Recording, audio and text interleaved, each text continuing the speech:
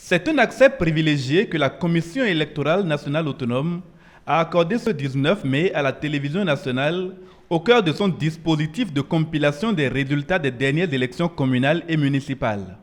Mise en branle depuis la fermeture des premiers bureaux de vote aux environs de 16 h le 17 mai, jour du scrutin, le système inclut plusieurs activités. Vous avez vu ce qui se passe au niveau de la salle audiophonique, où nous avons reçu par téléphone les résultats de chaque coordonnateur d'arrondissement.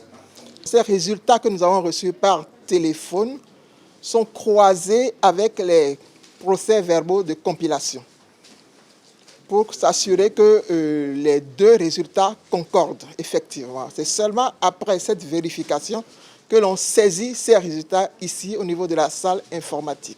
Dans cette salle informatique, nous recevons tous les procès-verbaux de compilation venus des 546 coordonnateurs d'arrondissement. À chaque opérateur, voire opératrice, derrière un ordinateur, on remet l'ensemble des résultats qu'il compile pour en sortir un total.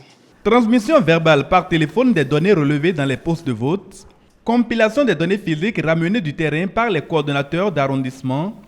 Le processus, sous la supervision active des conseillers de la Sénat, ne semble pas laisser place aux approximations, tant et si bien que le taux de compilation avoisine déjà les 100%, ce qui ne décide pourtant pas la vice-présidente de l'institution à avancer quelques chiffres que ce soit. Au moment où nous vous parlons, nous sommes déjà à 92% du taux de compilation des procès-verbaux de compilation.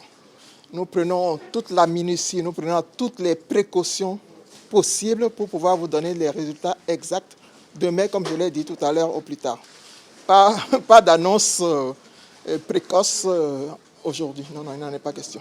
En dehors de cette activité qui retient l'essentiel de l'attention de la Sénat et de ses agents, le matériel électoral ramené au siège de l'institution est rangé et empaqueté dans l'optique d'une réutilisation prochaine, la présidentielle de 2021 n'étant déjà plus si lointaine.